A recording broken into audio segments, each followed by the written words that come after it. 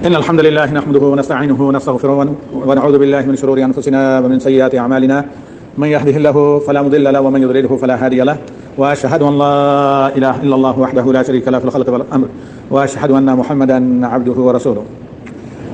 يا أيها الذين آمنوا اتقوا الله حق تقاته ولا تموتن إلا وأنتم مسلمون. يا أيها الناس اتقوا ربكم الذي خلقكم من نفس واحدة وخلق منها زوجها وبث منهما رجالا كثيرا ونساء واتقوا الله الذي تساءلون به والأرحام إن الله كان عليكم رقيبا. يا أيها الذين آمنوا اتقوا الله وقولوا قولا سديدا يصلح لكم أعمالكم ويغفر لكم ذنوبكم ومن يطع الله ورسوله فقد فاز فوزا عظيما. عہد نبوی سے اس وقت تک اور انشاءاللہ تا قیامت ہر عصر و مصر اور زمان و مکان اور بستی اور قریہ ہر جگہ خطبہ جمعہ میں یہ نبوی خطبہ پڑھا جاتا ہے. خطبہ ہے اللہ تعالیٰ کی تعریف، لیکن اس میں اہم ترین باتیں جو ہیں ان میں سے سر فہرست کیا ہے کہ یہ 3 آیات جن میں تقویٰ کا حکم دیا گیا، تقویٰ پرہیزگاری کو فرض کیا گیا، یہ انسانی زندگی کے تمام مسائل کا احاطہ کرتی ہیں. پہلی جو آیات ہیں وہ اللہ تعالیٰ کے حقوق، دوسری آیات کا تعلق صلہ رحمی، قرابت داروں، دیگر سوسائٹی انسان وغیرہ کے حقوق، اور تیسری آیت 2 ہیں جو تیسری چوتھی احزاب کی، ان کا تعلق ہے لین دین، معاملات، سچائی، صاف گوئی، کاروبار، طلب معاش، تمام جو اقتصادی مسائل ہیں، معاملات ہیں، ایگریمنٹ ہیں، یعنی محدود پیمانے کے ہوں اور بڑے پیمانے کے، ان تمام کا جس چیز پر دار و مدار ہے ان مسائل کا اللہ تعالیٰ نے احاطہ کیا ہے. اس کو میں گاہے بگاہے ریمائنڈر کے طور پر بیان کرتا رہتا ہوں. رہا مسئلہ خلاصے کا آج کے اس خطبہ جمعہ کا، تو اس سے پہلے کبھی میں نے آپ لوگوں کو ایک بات کہی تھی کہ جہاں اللہ رب العالمین نے اپنے شکر کا حکم دیا، یہ سلسلہ وار خطبے ہیں، خطبوں کا ایک سلسلہ جو ہر خطبہ پہلے سے کنیکٹ رہتا ہے، وہ یہ کہ اللہ تعالیٰ کا شکر کرنے کا اللہ نے حکم دیا ہے. اور شکر زبانی سے زیادہ کیا ہوتا ہے؟ عملی ہوتا ہے. ایک آدمی کہ میں تو بہت اللہ کا شکر گزار ہوں، اللہ کا بہت شکر مجھ پر انعامات ہے، لیکن فجر کی نماز نہیں پڑھتا ہے، یا پڑھتا ہے تو جماعت لیٹ نہیں پڑھتا، تو یہاں کی شکر گزاری نہیں ہے. اس وقت بار میں بتا چکا ہوں کہ دنیا کی کوئی مخلوق سوتی نہیں سوائے ایک مخلوق ہے جس کا لوگ نام لینا بھی گوارا نہیں کرتے. وہ صرف اللہ کی مخلوق ہے جو رات بار جاگتی ہے اور عین فجر کے وقت سو جاتی ہے، ورنہ اس کے علاوہ وہ سارا مخلوقات کے علاوہ اللہ کی ساری مخلوق بوقت فجر جو رزق کے نزول کا وقت ہوتا ہے بیدار رہتی ہے. اور چونکہ اس کا تعلق حقیقتاً شکر سے ہے، شکر اور اللہ تعالیٰ کی سپاس اور قدردانی اللہ تعالیٰ کی نعمتوں کے ساتھ ہے، تو مشہور تفسیر کی بڑی کافی کتاب ہے بقاوی کی، جس میں انہوں نے لکھا، اور اس کے علاوہ دیگر بہت سے مفسرین نے، جیسے جو ہے صاحب جو ہے تفسیر یہ سعدی وغیرہ، وہ یہ کہ شکر کے 2 اہم فائدے اللہ تعالیٰ نے قرآن کریم میں ذکر کیے ہیں اور بار بار شکر گزاری کا حکم دیا ہے. کیونکہ اگر آدمی کے پاس کچھ مالی اعتبار سے کمی یا تنگ دستی بھی ہے، تب بھی اگر آدمی کے پاس ایمان و صحت ہے تو یہ بڑی نعمتیں ہیں. باقی اللہ تعالیٰ نے وعدہ کیا ہے کہ وہ بھوکا کسی کو مارے گا نہیں. جو بھی اللہ تعالیٰ کی نعمت ہے اس موجود پر آپ شکر کریں. سب سے بڑی نعمت کیا ہے؟ ایمان کی ہے، اور اس لیے تو آپ یہاں مسجد میں موجود ہیں، ایمان ہو. اور اس کے بعد کی سب سے بڑی نعمت جو ہے ایمان کے بعد کیا ہے؟ صحت، جس میں امن بھی آتا ہے، سلامتی بھی آتی ہے، ساری چیزیں آتی ہیں عافیت کی. اس لیے نبی صلی اللہ علیہ وسلم فرماتے ہیں کہ لم یؤت احد بعد الیقین خیر من العافیہ، لم یؤت احد خیر من العافیہ، کہ ایمان کے بعد کسی کو عافیت یعنی سلامتی، صحت، امن و امان سے بڑھ کر کوئی نعمت نہیں ملی. اب جب کسی کے بعد یہ 2 نعمتیں ہیں، اور دیگر بعض روایات میں یہ ہے کہ جسے 2 ٹائم کی روٹی مل گئی اور رات کے لیے چھت، امن اور امان، من اوتیا قوت یوم و لیلۃ من بات آمنا وعنده قوت یوم و لیلۃ فقد حیزت له الدنیا بحذافیرها، جسے 2 ٹائم کی رات و دن کی روٹی مل گئی، کھانا، اور امن و امان سے جو رات گزار لے اپنے گھر، تو دنیا کی ساری نعمتیں اسے ملی. یہاں ہم یہ کہنا چاہتے تھے کہ کوئی بھی آدمی ایسا نہیں ہے جس کے پاس کوئی نہ کوئی اللہ تعالیٰ کی نعمت نہ ہو. جب اس پر شکر کیا جائے تو فائدہ کیا ہوتا ہے؟ اب ہم آتے ہیں بقائی کی تفسیر کی طرف. وہ یہ کہ پہلی چیز یہ کہ جو آپ کے پاس اللہ کی نعمتیں وہ چھنتی نہیں، وہ بھی شکر تدوم النعم، وہ پیچھے نہیں جاتی، وہاں پر رک کر وہ آگے ان میں اضافہ ہوتا ہے. چاہے آپ کی ملازمت ہو، چاہے آپ کی صحت کا مسئلہ ہو، دیگر مال و عیال کا مسئلہ ہو، جب آپ اللہ تعالیٰ کی قدردانی کریں گے، ان نعمتوں پر شکریہ ادا کریں گے تو ان کو برقرار رکھے گا، اور دوسری مزید نعمتیں جن کی ہمیں اور آپ کو ضرورت ہے وہ کشاں آئیں گی. وہ جب آدمی ہائی وہی کرنے لگتا ہے، فلانے کے پاس یہ ہے، میرے پاس یہ نہیں، اور جو موجود ہے اسے سرے سے اگنور آدمی کر دے اور بہت زیادہ شکوہ کرنے لگے، تو ہوتا یہ ہے جو موجود ہیں وہ تو ضائع ہونے لگتی ہیں، لیکن جو آنے والی ہوتی ہیں وہ بھی دور چلی جاتی ہیں. تو لہذا اگر آدمی یہ چاہتا ہے کہ اس پر اللہ تعالیٰ کا انعام رہے اور سب سے بڑی نعمتیں رہیں، تو وہ پریکٹیکلی طور پر ایز اے پریکٹس مسلم وہ اللہ تعالیٰ کا شکر ادا کرے. اب آتے ہیں ان بعض آسان روایات کی طرف جو آپ نے دوران خطبہ سنی. اصحاب رسول صلی اللہ علیہ وسلم حتیٰ کہ ایمان کے بعد، بلکہ غزوہ خندق کس سال ہوا ہے؟ جی 5 ہجری 3 میں احد، اور اس کے بعد غزوہ خندق. اس وقت تک کی مالی حالت مسلمانوں کی یہ تھی کہ نبی صلی اللہ علیہ وسلم صحابہ کو پتھر باندھنے پڑتے تھے، اور بڑی مشکل سے مشہور واقعہ حضرت جابر کا جب رضی اللہ تعالیٰ عنہ نے دعوت کی تو نبی صلی اللہ علیہ وسلم نے کہا سب آ جاؤ، کہا یا رسول اللہ ہے ہی کتنا، تھوڑا سا غلہ ہے اور اس کے ساتھ ایک چھوٹا سا بھیڑ کا بچہ ہے جو ذبح کیا گیا ہے، کہا بے فکر رہیں اللہ برکت دے گا۔ تو الغرض شروع میں صبر کا یہ بھی مطلب نہیں کہ بہت جلدی آدمی کو بالکل کیش ملنا شروع ہو جاتا ہے، بلکہ یہ ہے کہ صبر کا مطلب صبر، اس کو صبر اس لیے کہتے ہیں کہ یہ کافی کڑوی تلخ چیز ہوتی ہے اور صبر آزمائی کا تقاضا کرتی ہے۔ ایک اچھے وقت تک آدمی صبر کے ساتھ ساتھ اللہ تعالیٰ سے خیر کی امید رکھے۔ تو جب مکہ میں نبی صلی اللہ علیہ وسلم کے صحابہ تھے زیر ترنادار تھے، حتیٰ کہ مدینہ میں پہنچنے کے بعد بھی جب تمام مراحل میں ہر اعتبار سے، خواہ اس کا تعلق خرد و نوش سے ہو، مطلب شکم سحری سے ہو، رزق کے ساتھ اس کا تعلق ہو، دیگر لوگوں کی دشمنی کے ساتھ اس کا تعلق ہو، جسمانی ایذا سے ہو، اجتماعی بائیکاٹ وغیرہ جیسے مکہ میں ہوا، ان تمام مراحل پر جب انہوں نے ایمان کے مسئلے پر کمپرومائز نہیں کیا تو پھر اللہ تعالیٰ نے نبی صلی اللہ علیہ وسلم کی زندگی میں دنیا کی ہر طرف سے انعامات کی بارش کی اور ہر طرح کے رزق کی فراوانی کی اور ہر طرح کی نعمتوں کی راہیں کھول دی۔ آج اس سلسلے میں ہم پڑھتے ہیں سورہ الانعام کی آیت نمبر 82۔ اس کو ذرا غور سے سنیں، واپس جا کر اس کی تفصیل آگے پیچھے سے تفصیل پڑھیں۔ اس تفسیر میں اللہ رب العالمین نے دیگر انبیاء کا بھی ذکر کیا ہے، اس کے بعد 82 83 وغیرہ۔ یہاں پر اللہ رب العالمین کہتا ہے کہ الذین آمنوا، پہلے بھی میں نے بتایا تھا، اسی میں کہتا ہوں کہ بعض سے کنیکٹ رہتے ہیں یہ خطبے۔ الذین آمنوا، جو لوگ ایمان لائے۔ بارہا میں یہ کہہ چکا ہوں کہ اکثر لوگ یہ سمجھتے ہیں کہ ہم نے لا الہ الا اللہ محمد رسول اللہ پڑھ لیا تو ہم مومن ہو گئے، ایمان لائے نہیں۔ اس کو اللہ تعالیٰ نے کنڈم کیا ہے کہ جب کچھ مدینہ کے آس پاس رہنے والے جو دیہاتی نہیں، ان کو بدو کہہ سکتے ہیں، انہوں نے کہا کہ قالت الاعراب آمنا، کہ انہوں نے لوگوں نے کہا جو ایمان کی حقیقت چاشنی کو نہیں جانتے، یا رسول اللہ ہم ایمان لے آئے۔ تو اللہ تعالیٰ نے آیت نازل کی کہ ان کو اے نبی جواب دیں کہ ولکن قولوا اسلمنا، یہ اتنا بڑا دعویٰ نہ کرو کہ ہم مومن ہو چکے ہیں، بلکہ تم یہ کہو کہ ہم ظاہری طور پر مسلمانوں جیسے کام کرنے لگے ہیں، یعنی ہم نے کلمہ پڑھ لیا ہے، ظاہری طور پر اسلام میں داخل ہو گئے، اور پھر کلمے کا تقاضا تھا نماز پڑھنا، یہ پڑھنے لگے ہیں، جو مسلمان کام کرتے ہیں وہ کریں۔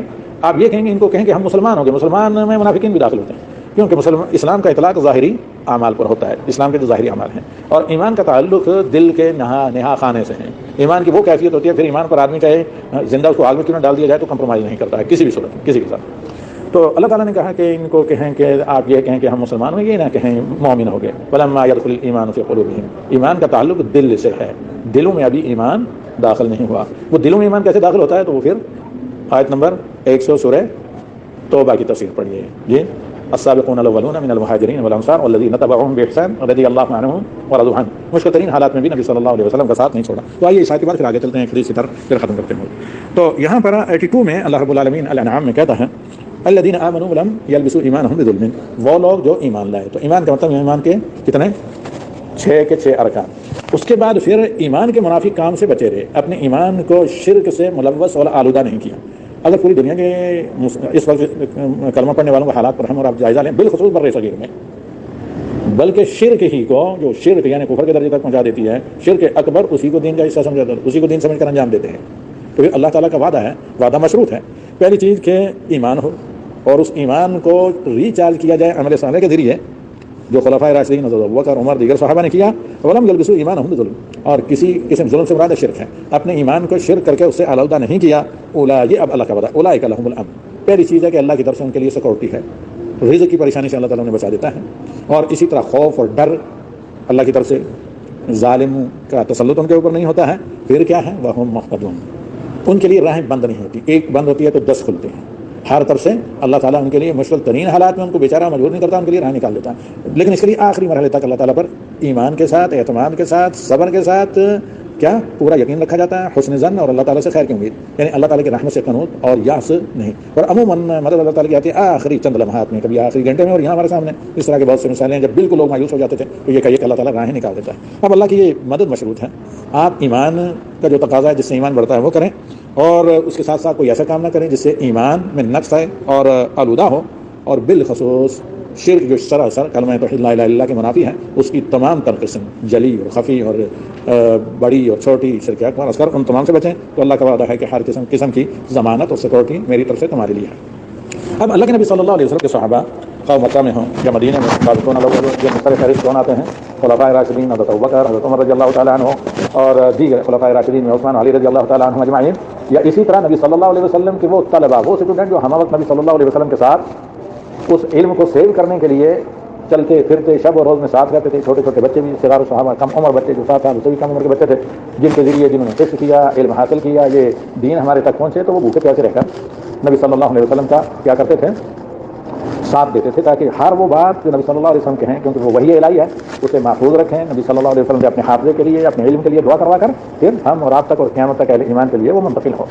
اللہ کے نبی صلی اللہ علیہ وسلم مدینہ آنے کے باوجود بھی بس اوقات آپ کے گھر میں گولڈ اور سونا کی چیزیں ہوتی تھی, لیکن یہ بیت المال مسلمانوں کا ہوتا تھا, لیکن اس کے باوجود بس اوقات ایک ٹائم پر گزارا کرتے تھے, کبھی مہینوں صرف کھجوروں اور اس پر پانی پڑے. اگر یہ بہترین غذا ہے, لیکن مسئلہ یہ ہے کہ ان حالات میں بھی آپ یہ دیکھیں گے کہ نبی صلی اللہ علیہ وسلم اور صحابہ نے گلا شکوہ نہیں کیا, بلکہ اپنے حالات کو بہتر بنانے کے لیے تب وہ کی دعائیں بھی کی, اور جو ملا اس پر اللہ کا شکر ادا کرتے ہیں. کہنے کا یہ مطلب نہیں کہ آپ تو کریں نہ کریں, آپ محنت کیجیے بہتر معاش کے لیے, بہتر زندگی کے لیے, بہتر رہن سہنے کے لیے, لیکن جو چیز منع ہے وہ یہ ہے کہ جو موجود ہو اس پر شکر کریں تاکہ جو مقصود ہے وہ آئے. اور دوسری یہ ہے کہ آپ نہیں جانتے کہ اللہ نے آپ کو کیا دیا ہے, دوسروں کو محروم رکھا ہے. بہت ایسے لوگ ہیں جن کا کم آمدنی ہے, لیکن ان کو وہ چین و سکون دیا ہے کہ جو ساری دنیا کی دولت دے کر حاصل نہیں کیا جا سکتا. اور کچھ لوگ وہ ہیں جن کے پاس سب کچھ ہے لیکن وہ امن و سکون مفقود ہے, ان کے پاس سرے سے ہے ہی نہیں ہے, جس کی وجہ سے زندگی بے چین ہے. تو لہذا اگر ہم اپنے یعنی عہد نبوی کے صحابہ, بالخصوص السابقون الاولون, خلفاء راشدین اور دیگر صحابہ طلبہ نبی صلی اللہ علیہ وسلم کا, ان کی زندگی دیکھیں کہ بہتر معاش کے لیے انہوں نے کوششیں نہیں کی, حتیٰ کہ ملازم رکھنے کے لیے بھی, خادم رکھنے کے لیے بھی, اچھے رہن سہن سب چیزوں کے لیے. لیکن اگر کسی اعتبار سے کوئی چیز نہیں ملی تو اس کو یہ نہیں سمجھا کہ ہم ایمان لائے, پھر ہم نے اتنی قربانی دی, پھر بھی اللہ تعالیٰ نے کیوں نہیں دے رہا. تو یہاں ایک مومن کا ایمان کا تقاضا یہ موقف یہ ہونا چاہیے کہ اسی میں کوئی بہتری ہوگی, اسی میں اللہ تعالیٰ کی کوئی حکمت ہے, اللہ علیم و حکیم ہے, جس کی وجہ سے ہمیں یہ بھوک کا سامنا کرنا پڑ رہا ہے. بسا اوقات بھوک انسان کے لیے علاج ہوتا ہے, ہو سکتا ہے بہت بڑی کوئی بیماری, پیٹ بھر کے کھانے کی وجہ سے بہت بڑی کسی بیماری کا آدمی شکار ہونے والا ہو, لیکن اللہ رب العالمین کی طرف سے اس کے ذریعے بالکل فلٹر کر دیا گیا, یا آدمی کو کسی بیماری سے شفا دے دی گئی, یا کوئی مشکل آنے والی تھی اس کو اللہ رب العالمین نے ٹال دیا. تو اس طرح جب اللہ تعالیٰ سے حسن زن رکھا جائے. اب آپ نے سنا یہ واقعہ حضرت ابوبکر عمر رضی اللہ تعالیٰ عنہ کا, کہ اللہ کے نبی صلی اللہ علیہ وسلم گھر سے نکلے, اور اسی طرح حضرت ابوبکر عمر, تو دونوں نے یہ بات دیگر, حضرت ابوبکر نے کہا, پھر کہا حضرت عمر نے کہ گھر سے ہمیں بھوک نے نکالا ہے, کہ رزق کی تلاش میں کہیں ہم اس کہیں ایسا ایک وقت یا چند دانے کھجوری ملیں جس سے اپنے بھوکا میں علاج کر سکیں. اسی طرح ایک واقعہ حضرت علی کا ہے کہ مزدوری کرنے کے لیے کہ ہر ایک کنویں سے ڈول کھینچنے پر انہیں ایک کھجور ملتا تھا. 20 بالٹیاں پانی باغ میں, ایک وہ بھی یہودی عورت کے باغ کو سیراب کرنے کے لیے کیا 20 کھجور صرف ملے, اور پھر لا کر نبی صلی اللہ علیہ وسلم کے ساتھ بیٹھ کر وہ جو بھی چانا تھا لنچ تھا تقریباً یا ناشتے کے وقت تلاوت فرمایا. تو پھر نبی صلی اللہ علیہ وسلم بول رہے ہیں کہ قسم و ذات کی جس کے ہاتھ میں میری جان ہے, مجھے بھی گھر سے اسی چیز نے نکالا جس نے تم دونوں کو نکالا تھا, یعنی بھوک نے. پھر تینوں اس طرح سے رزق کی تلاش کری گئی. وہاں دیکھیں گے کہ مسکراہٹ یا شکر گزاری کے علاوہ کوئی چیز آپ کو نظر نہیں آتی کہ امام المرسلین اور اعظم رسول اللہ تعالیٰ نے پوری کائنات کے لیے انسانوں جن کے لیے نبی بنا کر بھیجا نہ. تو صحابہ نے اعتراض کیا کہ کیوں رسول اللہ آپ کو رزق نہیں ملتا, بنی اسرائیل کے بعد مانو سلوا کے نازل ہو جاتا وغیرہ, نہیں ایسا کچھ نہیں, بلکہ یہ ایمان کا فرما تھا کہ ہاں یہ اللہ تعالیٰ کی طرف سے ایک آزمائش امتحان ہے جو حکمت سے خالی نہیں, ضرور ہمارا اس میں کوئی نہ کوئی فائدہ ہے. اسی طرح ایک واقعہ آپ دیکھتے ہیں موجودہ دور میں, کوئی دینی کام کرے تو دین کا ہر کام فری چاہیے. حضرت ابو ہریرہ کہتے ہیں کہ میں کہیں گھر میں 7 دن کا ذکر آتا ہے, پانی وغیرہ تو مل جاتا تھا, لیکن کہتے ہیں بھوکا تھا. اتنا جب بھوک نے اتنا تنگ کیا, حالت اتنی غیر ہو گئی کہ آواز بھی صحیح نہیں نکل سکتی تھی. تو میں مسجد نبوی سے جو راستہ باہر جاتا ہے تو اس راستے پر لیٹ گیا باہر. تو الغرض نیت یہ تھی کہ نبی صلی اللہ کوئی نہ کوئی یہاں سے نکلے گا اور رحم کھا کر ساتھ لے جائے گا گھر کھانے کھلانے پر. یہ پتہ نہیں اور کہیں رواج ہے, لیکن ہمارے آج بھی رواج ہے. کسی بھی پرائے یا آدمی کو ان نون آدمی کو محلے کے مسجد میں دیکھا جاتا ہے تو ضرور فوری طور پر کوئی نہیں نکلے گا وہاں سے, اسے پوچھے بغیر یا کھانا پہنچائے بغیر یا ساتھ لے جائے گا. تو ہماری پوری اس ویلی میں وادی میں یہ جو ہے اب بھی ہے اور ہمیشہ سے رہا, کیونکہ وہاں چوری وغیرہ یہ چیزیں سارے سے موجود نہیں ہوئی, میں نے کبھی نہیں دیکھی. تو الغرض کیا ہوا کہ حضرت اس میں آپ یہ بھی دیکھیں گے, صحیح بخاری کی روایت ہے, اس میں آپ یہ بھی دیکھیں گے کہ عزت نفس, یعنی کہ بھوک کے باوجود کہیں بھیک نہیں مانگنے کے لیے, کہیں مانگنے کے لیے عزت سے سوال دراز نہیں کیا. صراحتاً یہ نہیں کہا تھا کہ نبی صلی اللہ علیہ وسلم کو بھی نہیں کہا کہ اتنے دنوں سے میں بھوکا ہوں. جی اب مسئلہ کیا ہوا کہ حضرت ابوبکر کہتے ہیں کہ حضرت ابوبکر آئے تو اوپر سے گزر کے پوچھا بھی نہیں, میں بہت پریشان ہوا. پھر حضرت عمر آئے, کہا گزر کے کچھ نہیں پوچھا, اور میں بہت پریشان ہوا. تو میں نے بڑی امید سے دیکھا تھا, اور بلکہ کہا میں نے جان بوجھ کر سلام کیا, حالانکہ آنے والے کو سلام کرنا چاہیے نا, تو اس روایت میں صحیح کی روایت ہے.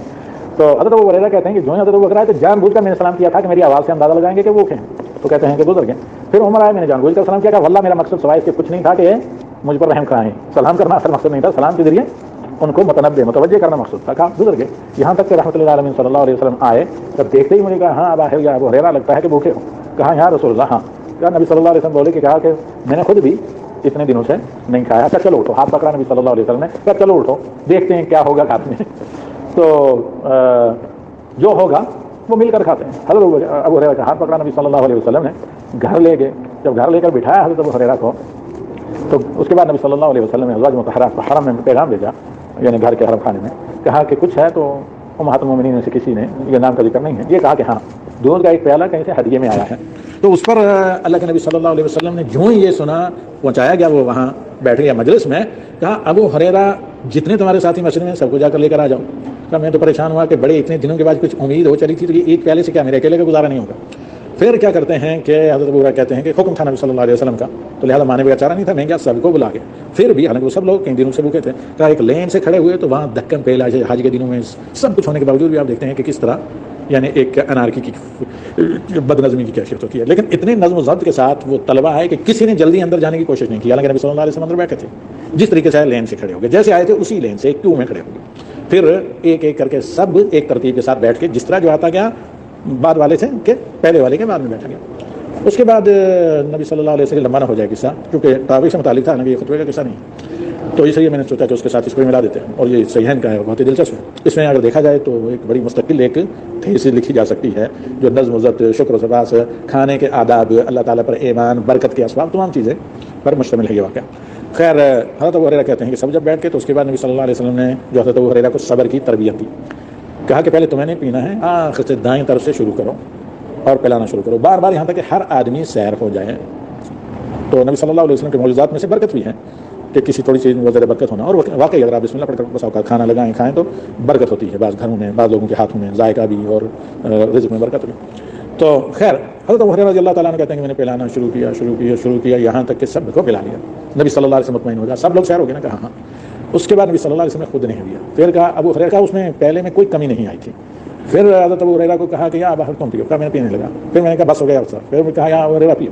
پھر میں نے کہا یا رسول اللہ گنجائش نہیں. تیسری بار کہا پھر پیو. جب پھر چوتھی دفعہ جب نبی صلی اللہ علیہ وسلم نے کہا, میں نے کہا یا رسول اللہ, اب تو مطلب سانس گزرنے کی جگہ بھی نہیں رہی. پھر آخر میں نبی صلی اللہ علیہ وسلم نے نوش فرمایا اور جی بار کا. یہ نہیں کہ ہمیشہ آدمی والوں کہتے ہیں کہ نہیں ہمیشہ, ضرور نہیں کہ ہمیشہ کم کھایا جائے. اگر صحت مند کھانا ہو جو نقصان دہ نہ ہو اور زود ہضم ہو تو وہ زیادہ بھی استعمال کیا جا سکتا ہے. کم کھانا اس طرح کے ثقیل کھانوں کے لیے ہے جو زیادہ کھانا انسانی صحت کے لیے نقصان دہ.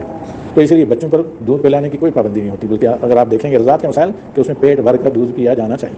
الغرض اس کے بعد نبی صلی اللہ علیہ وسلم نے نوش فرمایا, پھر گھر کے اندر بھیج دیا. ابو ہریرہ کہتے ہیں کہ وہ پیالہ ویسے ہی کا ویسا تھا. اللہ کی مدد بھی ضرور آتی ہے اور اللہ کی نعمتیں بھی برقرار رہتی ہیں, لیکن مسئلہ یہ ہے وَلَئِن شَكَرْتُمْ لَأَزِيدَنَّكُمْ وَبِالشُّكْرِ تَدُومُ النِّعَمُ. انشاءاللہ پھر ملتے ہیں آئندہ جمعہ, اور اجرات کا وہ ہمارا صحیح کلمۃ طیب کی شرح ہوتی ہیں, اور اہم دروس قریش المیت الفارغ مسلم ہر مغرب کے بعد جو لوگ وہاں آ سکتے ہیں تو مغرب کا ٹھیک 6 بجے تشریف لے آئیں. اب اجازت چاہوں گا. اور